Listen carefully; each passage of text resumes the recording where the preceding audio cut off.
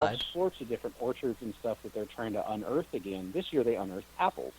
So they asked, hey, do you need some apples? Sure, I'd love some apples. Expecting maybe a 5-gallon bucket or something. And then 450 pounds of apples show up at my shop. And I've got 450 pounds of apples to process and turn into a sizer, because I made a sizer last year, and now I'm going to make the production run.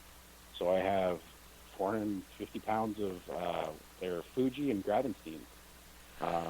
Didn't have a cider press, so I had to build a cider press. Did that, went through, put all the cider together, and I waited for honey to come in. That just came in last week, and wow. Yeah, so there's all kinds of stuff. You've got some good connections. Curious, but what kind of yield were you getting for your apples? Yeah, don't want to derail completely, pretty good. Let's see, there was 12 or 14 buckets of apples. Each bucket was about 25 or 20 pounds, around 20 pounds. I cut them up and then ground them up in just a regular old blender to make really small parts. The press, I built the one with the 3-ton bottle jack. I got about 15 gallons of juice out of them. So 20%, 25% of the weight in juice.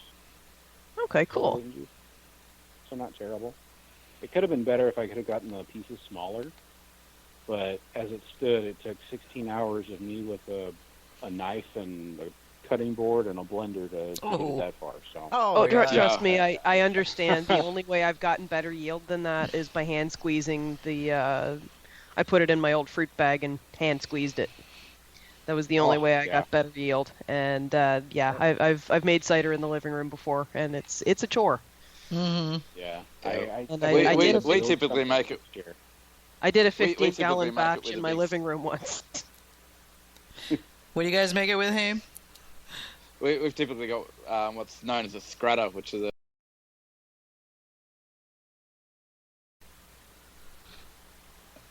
you put a big motor on that and send it around at a mile an hour, and you just throw the apples in whole. And the impact of getting hit by this grater basically shatters all the cells. And then we use a 20-ton bottle jack with a cheese that would be about 2 foot square. Nice. And about 3 inches thick, and we have about 10 cheeses, and we compress them all in a big stack, and we get a bit over 50% without trying too hard. That's awesome. Yeah, I was thinking about using a in-sync. Incinerator. Yeah, but like a low-speed one, not the turn it to mush. I want pieces. I don't want applesauce. Yeah. And just have it on low power, and then just build a countertop with sides on it, and just dump the apples in and modify it so it shoots out the side into just another bucket. It's kind of the same thing. I'm still kind of trying to design it. I use the grater on a food processor. Sorry, I missed that. There was 3 different. Yeah, you can judge the interest level of a conversation by how many of us are all talking at once. Applesauce is pretty much what you do want. You've just got to put it into a cheesecloth, then package it up, and then squash the crap out of it. Yeah, well, that's what I was doing with this. But if it went through the blender and it was basically applesauce, too many of the particles would actually get into it, and I wanted mostly juice, less of the actual fleshy bits to come through. Yeah, and I didn't. Yeah, I found a finer to do that. I actually found myself that I would grate the stuff, and then using a food processor with the grater attachment and a food chute, I would grate it into another bucket and let it sit overnight with pectinase, and that would actually break it down even further, so I would get pretty good yield from that as well. I would use using a what do you call it, a 5 or 6 gallon bucket full of apples, I would get probably 2 to 3 gallons. Nice. Yeah. When we've used a juicer, an industrial fruit juicer in the past, the particulate is really high, and then there's this big foamy particulate that sits on the top as well. The best way we've found to deal with that is let it stand for about half an hour, and then use an under-over filter, and it all the particles end up floating to the top, and you just draw from the bottom, and it comes out pure, clean juice. Oh, I like that. That's clever. Yeah, and then we press the foam afterwards, gently press the foam, and it comes out clean as well. Interesting. Sounds worth checking out. Yeah. So, one of the things I noticed when, I was looking at your website and, the stuff that you sent me, and obviously you mentioned it here too, you guys do a lot of local sourcing and, are foraging actually for a lot of your stuff. And we've got 2 or 3 meaderies on that do that, which I think is just totally awesome. So we were thinking that it might be fun to kind of dig into mead as a sustainable product, which is something. Do you know Frank? You know Frank Golbeck at Golden Coast? I don't know him. I know of him. You know of him, okay. But anyway, Frank is probably the world's most vocal proponent in the mead world of mead as a sustainable product and how it can actually, increase the environment rather than decrease from the environment, as opposed to, say, like wine or beer, which don't, contribute in the same way. So it's a subject that's just been kind of on my mind for a while. And when I saw that you guys were doing so much local sourcing, I thought it might be fun to kind of talk about your thoughts on that and, just explore it a little bit. I think it's fantastic, and I completely agree. One of the struggles I actually run into now is that a lot of the apiaries that are in Washington State, because there's certain varietals that we only produce up here. Mm-hmm. I'll give you an example. Meadow foam, Pacific Northwest, like 90% of the United States meadow foam honey comes from up here.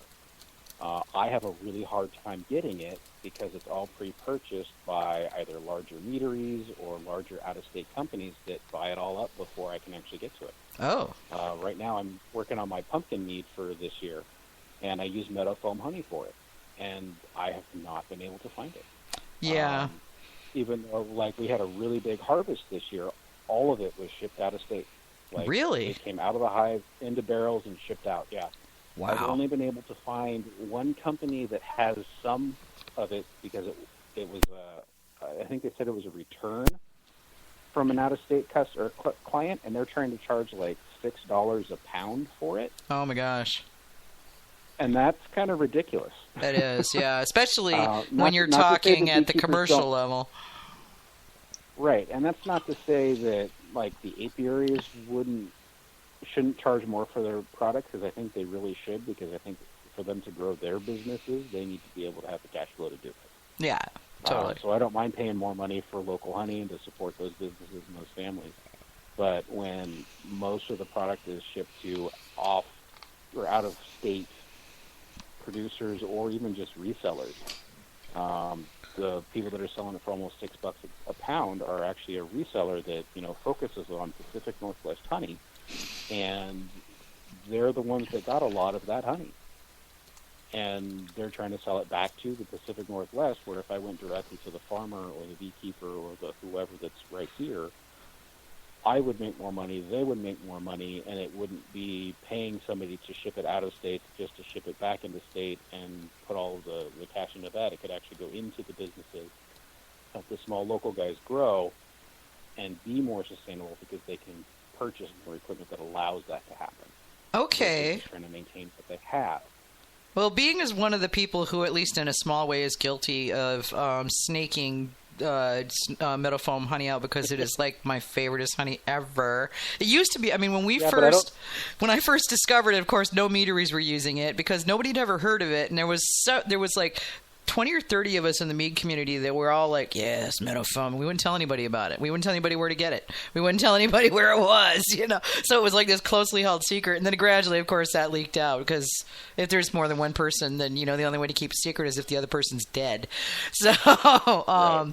But obviously now there are several commercial meaderies that are doing meadow foam, like you said. But what about, you've got a lot of relationships that you set up with local people, for mutual benefit of everybody. So why not do something like that with a Washington apiary that does meadow foam ahead of the harvest to say, okay, here's the thing. I am working on that. Ah. So one of my beekeepers is 4th or 5th generation beekeepers.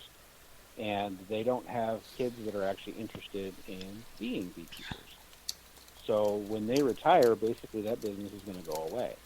So the conversations that I've been having with them is that when they are getting near the point that they want to kind of absolve themselves of that business, let me know. I will buy them out of the business in exchange for them training me and then some of my employees to take over that business. That way I will have an apiary that's kind of under the meadery umbrella. Oh, nice. Private meadow have more foam. knowledge about it. Right. And then I will also have that knowledge that's transferred because they've been doing this for generations. They are the experts at it. This is I a want very them to teach people, but they keep but if they don't have family that's willing to take that over and that responsibility. Yeah. And honestly, if they don't want the honor of taking that on, then I'm happy to do that just because then at least that legacy is maintained. And then that business is maintained, and then it can be something that's sustained. Yeah. So is it, just from what you're saying, is the harvesting by the bees or whatever of the plant that they get meadow foam honey from, is it a different process? Is it harder to manage that honey, or is it just that the people who have their hives at the meadow foam fields? I know the plant's name is not meadow foam, but I can't for the life of me think of it. Yeah, it's drawing a blank right now. So the meadow foam plant, for want of Vicky having the word in front of her, and to keep it a big secret for the rest of the people that don't know what it is already. Yeah. There's nothing like Google around. Yeah, that's right. Shh, don't tell anybody. Yeah. But yeah, I mean, is the process different, or is it just that they all kind of have like possession of the fields from an ancestral type of thing? I think a lot of it is just that there's not a whole lot of it that just grows wild, so there's only certain areas that have it. Well, I gather that it's specifically cultivated in a very limited area, or at least that was what I thought. Yes. Yeah. Well, it's not necessarily that there's specific requirements, but there's basically specific requirements for that plant to grow. So there's only certain regions that it does. Another example would be like fireweed honey. I love fireweed honey. I love me too. Traditional mead out of fireweed honey, but it's really hard to get certain years because it requires a forest fire for the because the seeds require the flames to germinate. So if we don't have a whole lot of forest fires, we don't have a lot of fireweed honey. So 2 years ago, we had a whole lot of forest fires, so I had a whole bunch of fireweed honey to work with. This last year, there wasn't a lot of forest fires this summer, so I've had a hard time getting it. I've only been able to get a few containers of it. Whereas previous years, I could get as many as I wanted, up to like 10 barrels if I needed it. Yeah, and it's awful to think that it's sort of like that. You know, a lot of Washington has to burn down for you to get it. Right. It's like, how do I say I want more fireweed? Yeah.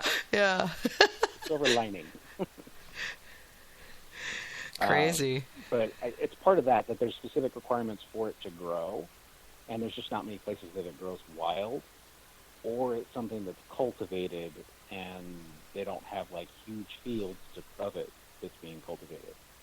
So it's still fairly rare, and I think popularity also has a big play in that because everyone wants the blackberry honey, or they want the wildflower honey, or something with citrus in it, or the clover and wildflower tend to be just things that there's just clover and wildflower everywhere, so that's what we call it. Yeah.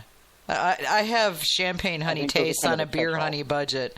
You know, I mean, right, exactly. I like meadow foam and fireweed and tupelo and heather. And, okay, so the honeys that are hard to get and really expensive, those are the ones I like.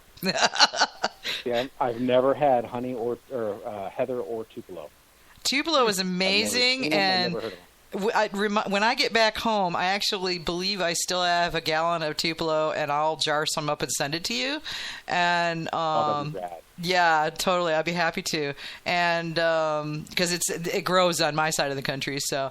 And then the heather, I was fortunate enough to get a jar of that from Amina at the Honey and Pollination Center at UC Davis. And she had a tiny little jar of it, and I was just like, "Wah ha ha!" And then I've done. I had some heather honey that I've had brought over from Scotland from friends and whatnot, and that was really good. I've never done a heather honey mead. I've done heather meads with heather tips, but that's different.